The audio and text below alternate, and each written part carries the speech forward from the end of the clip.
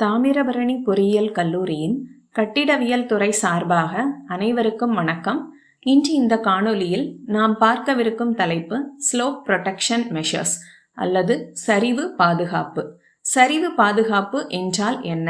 சரிவு பகுதிகளில் மண் அரிப்பு, நிலச்சரிவு மற்றும் நிலைத்தன்மையின்மை போன்ற பிரச்சனைகளை தடுக்க பயன்படுத்தப்படும் முறைகளே சரிவு பாதுகாப்பு நடவடிக்கைகள் ஆகும்.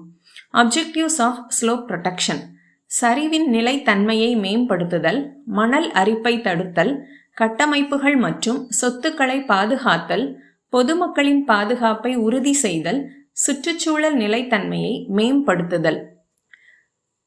காசஸ் ஆஃப் ஸ்லோப் ஃபெயிலியர் அல்லது சரிவு தோல்விகளுக்கான காரணங்கள்.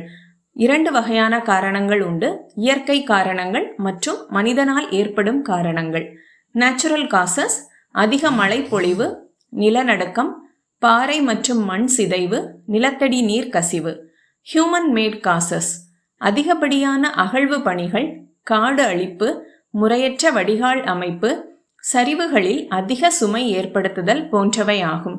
எஃபெக்ட்ஸ் ஆஃப் ஸ்லோப் ஃபெயிலியர்ஸ்: நிலச்சரிவு, மணல் அரிப்பு, கட்டமைப்பு சேதம், உயிர் மற்றும் சொத்து இழப்பு போன்றவைகள் ஆகும். நன்றி.